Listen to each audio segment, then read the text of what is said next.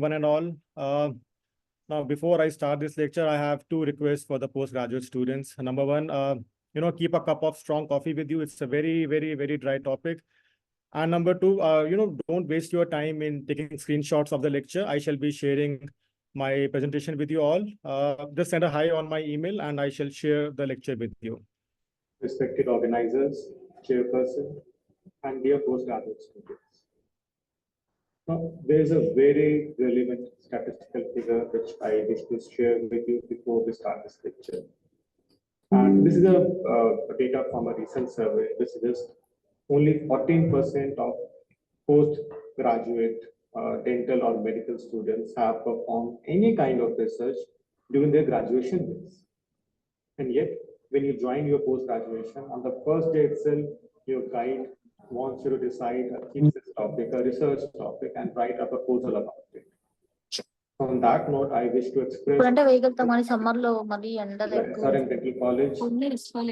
Maharashtra Dental College, Dr. Mahalakshmi, Dr. Dax, organizing this workshop on a topic which every one of us just really avoids.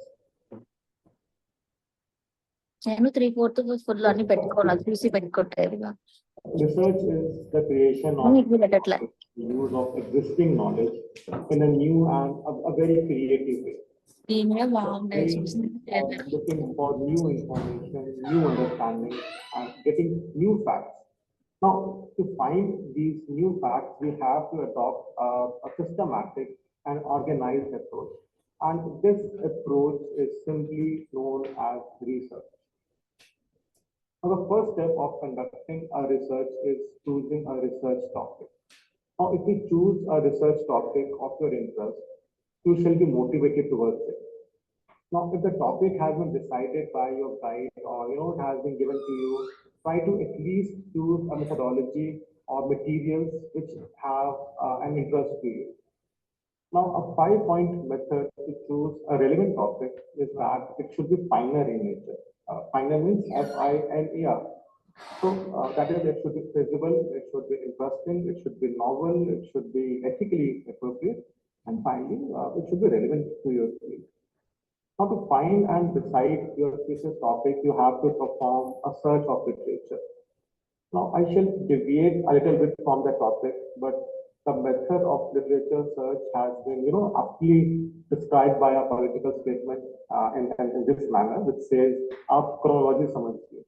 Means you have to go to the root cause of the problem and then understand the progress in the topic in a chronological way. Now, in simple terms, you have to perform a systematic approach of all the data available. You have to adopt a step-by-step approach, to have a background knowledge of the research process.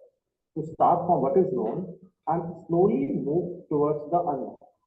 That is your research topic. Now, to do this, you read previously published scientific research papers or articles. So, what basically is a scientific paper?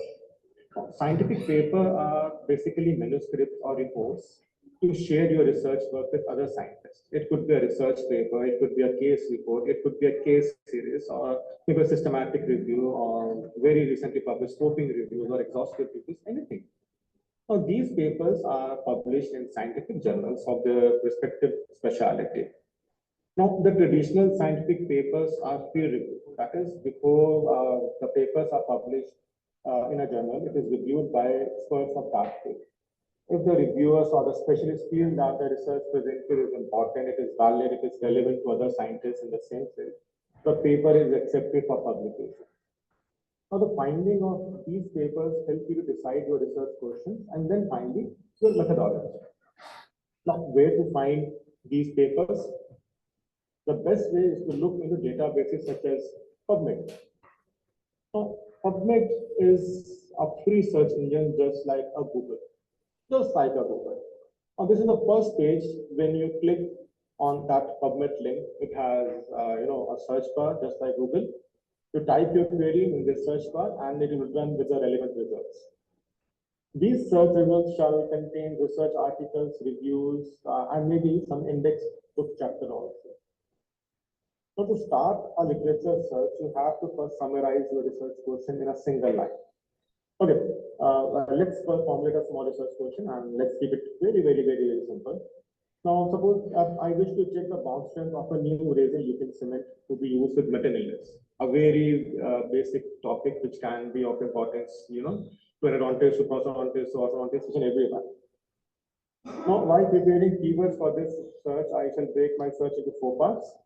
We call them PQ analysis, PICU. The P stands for the population, or in our case, the problem. I is for intervention or the intended treatment. C is the comparator agent, and finally O are the outcome. Now, in our formulated research question, our study design is in vitro, so the population is the extracted piece. The intended intervention or the agent to be tested is a resin cement. Now we need a control group, so let's put it as a glass ionomer cement. And finally, the outcomes, that is the intended result. The most common way of checking bond strength is, the shear bond strength. So let's write shear bond strength as the outcome. It's just an example, and you can, modify your PQ analysis as per your intended research setup. Now, these 4 things shall make our initial keywords to start a search for the literature. Now, while performing a search using these keywords, it would be nice to, combine these keywords using some Boolean operators like and, or, not. And means include results only containing both the keywords, or means either of the keyword, and not means to exclude that particular keyword. So if we type resin-using cement in the PubMed search bar, we get almost 2,800 results. Now this is a quite handful amount of data. To narrow down our search, we use Boolean operator, and let's add a keyword with and. So since we're testing bond strength, so we add bond strength along with operator and this will ensure that data will contain entries of both the resin-using cement and the bond strength. And as you can see, the results have gone down to almost 1,000 results. Now we can also use the OR operator. Since the intervention is resin-using cement and the control is the glass ionomer cement, we can add glass ionomer as a control group with OR operator, and the results have again gone up to about, say, 2,000 results. Now, a very important thing is the judicious use of bracket using these keywords. Now, we have to cover the entire keyword within a bracket before using any Boolean operator, else they will give errors. Now, coming back to a search for the keywords. Now, most of these 2,000 entries are redundant or they contain data that is not relevant to you now. So to narrow down your search further, add another keyword with AND operator. Now, for that, we add dental inlets to our search strategies, and the results now come down to almost about 70 results. Now, this data should have majority of information that is relevant to our research. Now, there are some basic tips to use PubMed. On the right-hand side of the PubMed window, we can say display option. Click on that, and you should be able to sort the entries by relevance, the publication date, the first author of the journal. Another important feature is on the left side of the screen, there's an option of free text availability. If we click on free full text, we have almost 9 relevant articles with free full text. To see the details, click on any article and you will land on a page like this. Now let us understand what this page suggests. The bold line is the title of the paper, below are the author details. Above we have the publication details, the journal, the year, the volume of the publication, and finally we have the abstract or summary of the research. Now, since we have opened the free full text article, we can see a full text link on the right hand side. If we click it, we can access the full text of the paper. Now, apart from doing a search using these keywords, now we can combine these keywords using various Boolean operators such as and, or not. Now, and means that you include the results only containing both the keywords, or means either of the keyword, and not means to exclude that particular keyword. So in our research question, we can use these keywords to specify our search. Now, if we type the resin luting cement in the search bar, we get almost 3,000 results. Now, this is very big data. To narrow down our search, we use a Boolean operator and we add a keyword, the bond strength. Now, as we have added this keyword, this search will show the data containing only those results which have resin luting cement and the bond strength. So the number has been reduced to now almost 1,000 entries. Now, we can also use the OR operator in that. We are using a type of a cement. So we add a control group of a glass ionomer cement. The data has been now increased to almost 2,000 results. Now, one very important thing in this search is the judicious use of brackets. We have to cover the entire keyword within a bracket before using any kind of Boolean operator. Now, coming back to a search for the keyword, now most of these 2,000, 2,500 entries are basically redundant and they contain the data that is not specifically relevant to you. Now, to narrow down your search further, add another keyword with AND operator. And you have to put a capital AND, capital A, capital N, and capital D. Now, for that, we add dental inlays with a keyword AND to our search, and the results now come down to almost 70. Now, this data shall have majority of the information, that is relevant to our search. Now, there are some tips to use the PubMed. On the right-hand side of the PubMed, we can see the display option. Now, click on that, and you shall be able to sort the entries by relevance or the publication date. Another important feature is on the left side of the screen, there's an option of text availability. If we click on the free full text, we have 9 relevant articles with free full text. Now, to see the details, click on any article and you will land on a page like this. Now, let's understand what this page suggests. The bold line is the title of the page. Below, we have the author details. Above, we have publication details, the year, the volume of publication, and finally, we have the abstract or the summary of the research. Now, since we have opened a free full text article, we can see a link text here on the right side. By clicking it, we can access the full text of the paper. Now, apart from that, you can use additional strategies using medical subject headings and using advanced search features in PubMed. Now, I have a very small advice to you. Don't take too much stress on this mesh keywords or Boolean operators. Mesh is a short form of medical subject headings. Now, the updated website of PubMed translates the initial search formulation, and it automatically adds the field name, the relevant mesh terms, synonyms, and Boolean operators. Now, when we have entered our keyword in the PubMed, it has automatically used all the relevant mesh terms, operators, and keywords to give us the desired results. Now, for example, we have added resin cement, we have added glass ionomer cement. So it has chosen the relevant mesh terms automatically. Now, you need to find at least 5 to 7 high-quality research papers relevant to your search. Now, use these papers to finalize your topic and to finalize the methodology of your choice. Now, we shift our focus to the next part of the lecture, that is the referencing. Now, we would all agree upon the fact that the driest part of thesis writing is the reference section. What everyone does it, we choose one or more appropriate article. We call them as parent article.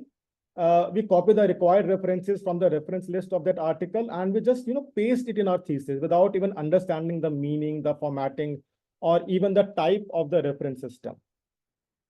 Now, the reference or the citation, it really makes the foundation of academic research. Now, let's discuss it with a very small example. Now, when you conduct your thesis experiment, you perform new research. Now, while doing that, you take help from the previous studies. For example, suppose you're developing a new intracanal medicament or anything which has an antibacterial property, and you're testing its antimicrobial efficacy. Now, to test that, we can either use an agar plate method, the MISCR method, or the PCR analysis. Now, while planning your experiment, you consult various articles, you consult your guide using this technology, and then you base your methodology on the findings of previous research. Now, you choose the technique considering its advantages and its disadvantages. Suppose you are using PCR analysis. then you need to put a reference to the article supporting your methodology and your thesis. Now, in a way, you are acknowledging the old research over which your new study, your new methodology, or your experiment is based upon. Now, unfortunately, some people have this notion that when we use a copy, when we use a line or you copy a paragraph from an article, only then we have to put a reference for that article. No, that's not absolutely true. Referencing means that we are quoting a scientific study and not a line from an article. If you are using scientific knowledge from any specific article to conduct your experiment, then you need to put a citation. You need to put a reference for that. Else, you would be accused of scientific theft and, as aptly Dr. Nandini had described, as a plagiarism. So we acknowledge the source of information that has been used in a study. We mark the material as a citation when we have used it, and we put the details of that materials in the reference list, which appears at the end of the manuscript. Now, this is a very basic example of reference that has been formatted under Vancouver style. Now we'll study in detail the Vancouver style in some time. Now, you're writing your thesis, you are into your intro part, and you need to know what all to cite. Now, every scientific information which has not resulted from your study and which is not a piece of common knowledge should be referenced. Now, Dr. Nandini has described what is a common knowledge. I shall briefly go through it. For example, if I say the sun rises in the east and sets in the west, it's a common knowledge. It does not need any reference. However, if I say that sun rises in the east and it moves 15 degrees per hour, then it's not a common knowledge and it requires a suitable reference. To put a perspective in dentistry, if I say brushing reduces the plaque, it is a common knowledge, does not require any kind of reference to it. But if I add to this line that brushing decreases the plaque and there is no difference between manual and power brushing, then this line is not a common knowledge and it requires a suitable reference. Now, when you are writing your thesis or your research article, you may come across some very good manuscripts.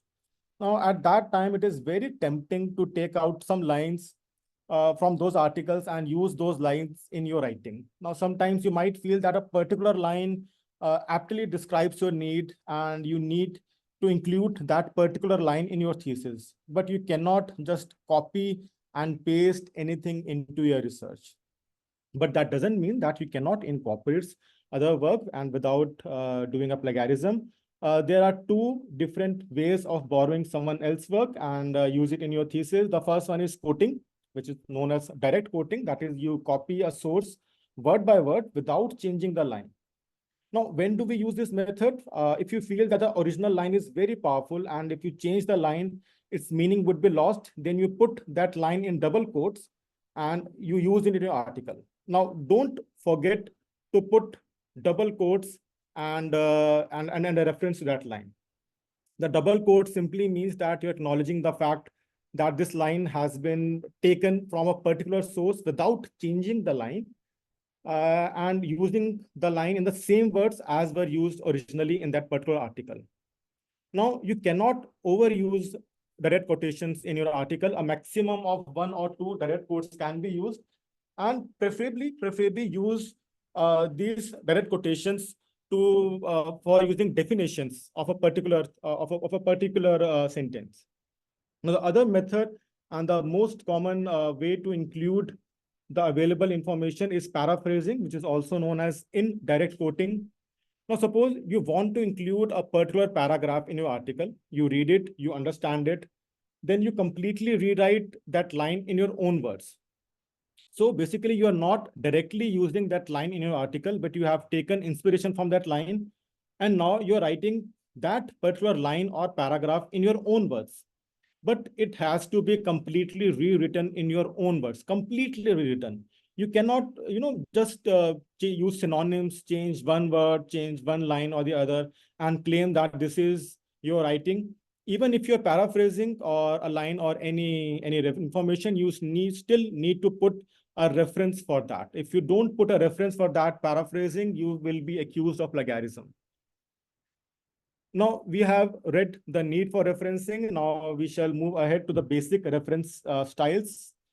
Out of these, Vancouver and Harvard styles are the commonly used in dental literature. The first system is the Vancouver style. Now, until late 1970s, there was no fixed reference style for the journals, and the author used to alternatively use different reference style in the journals. So in 1978, there was a conference held in the Vancouver, and it was decided to make uniform requirements for manuscript. And this format was later named as Vancouver styles. Now, this style, it uses numbers within the text that refers to entries in the reference list. Now, this is a classic example of a Vancouver style, and incidentally, this is the reference pattern of Journal of Anaeronautics. The citations are marked as the numbers, which correspond to the numbered entries in the reference list. The reference list is in the numeric order in which the articles appear or is cited in the manuscript. Now, there are many versions of placing the citation in the text, and they are specific to each journal. For example, a journal wants that you put a citation in brackets. It may say that you put in superscript, in subscript. The brackets can be put after the full stop, before the full stop. The pattern is specific to a particular journals. Now, the important part is writing a correct style of the reference. Now, you start by writing the name of the authors, first the last name, then the initials of the first name, followed by a full stop. Then the full title of the paper, again a full stop. Then the abbreviation of the journal, put a space, year of publication, semicolon, volume, colon, and finally the page numbers. Now, the Vancouver system, it's a author number system. The Harvard system, on the other hand, is an author date or author year method. The sources are cited within the body of your article by putting the name of the author, followed by the year of publication, or in some cases, the date of publication. Now, all the other details about publication are given in the list of referencing or bibliography at the end.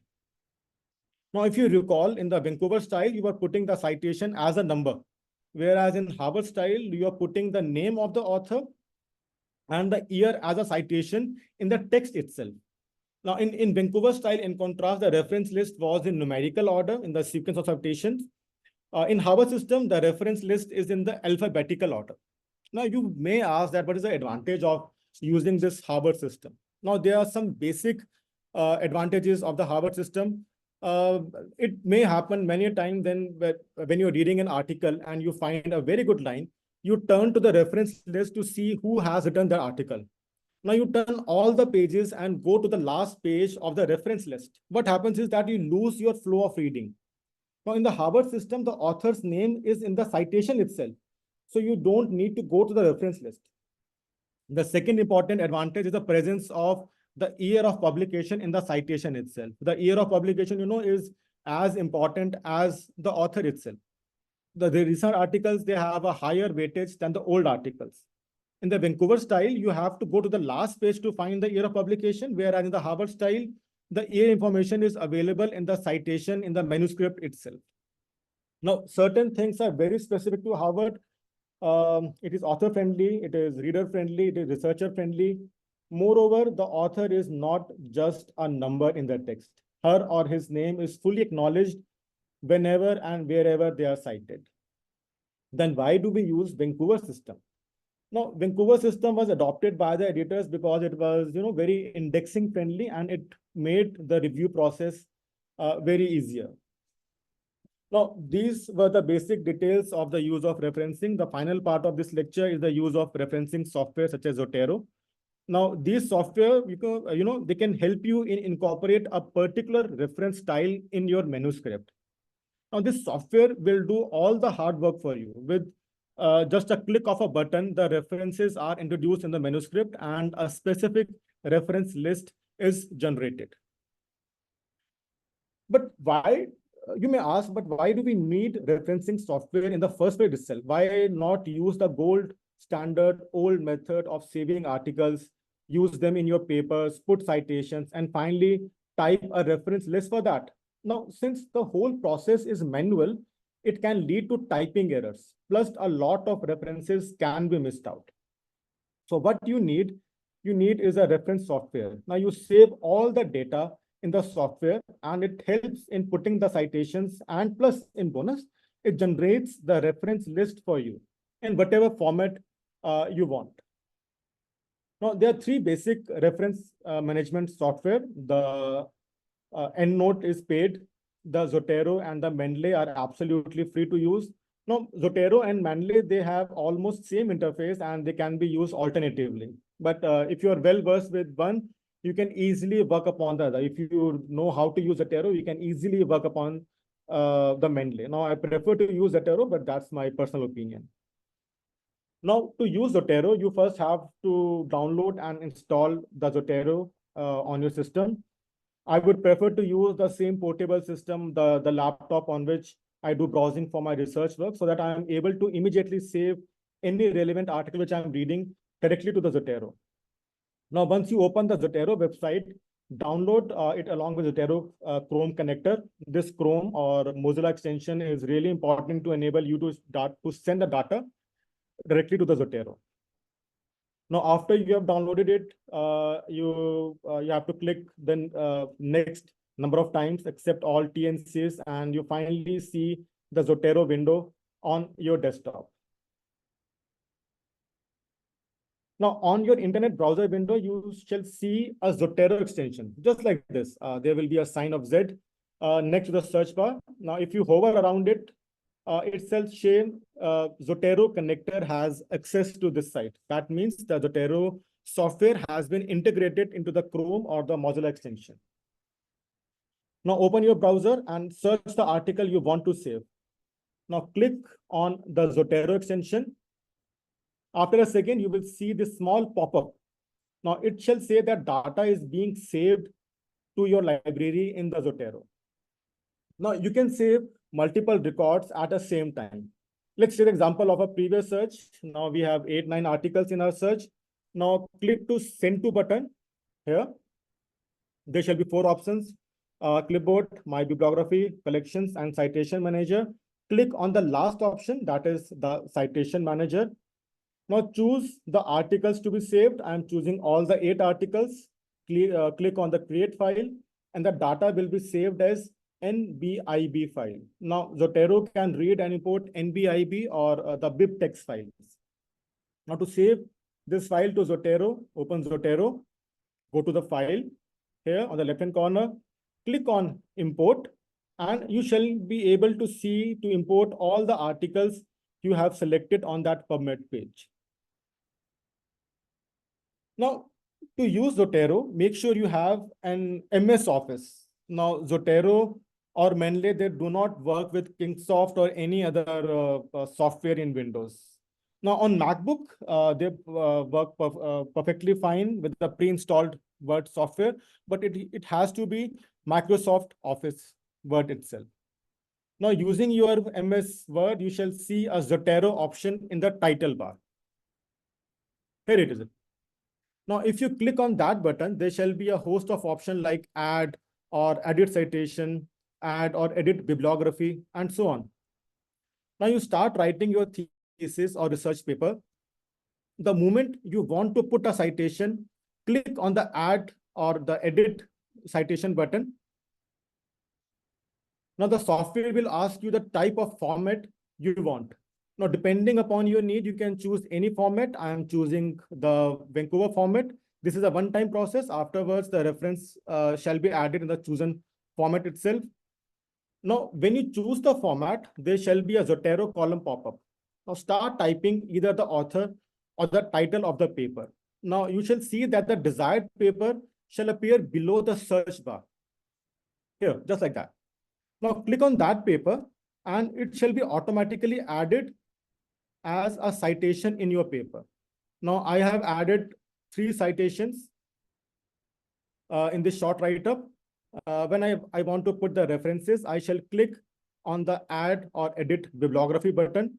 Now, the software will automatically insert the reference list. Now, since it has directly imported the data from the source website, there are minimal or no chances of a typo error. For example, suppose I want to style, I shall click on the document preferences. It shall give me options for other formats. If I choose the Harvard style, with just a click of a button, all the citations, all the references shall automatically change to the other format in a moment. It's as simple and easy as that. Of course, there's a small learning curve to the use of these softwares. Now I'm using Zotero from past 10 years now, and I really wonder how much time I could have saved if these softwares were available during my post-graduation. Now with that, we conclude this lecture. If you have any query, message or email me at the following address. You can also WhatsApp me if you have any doubts, any queries for that. Thank you.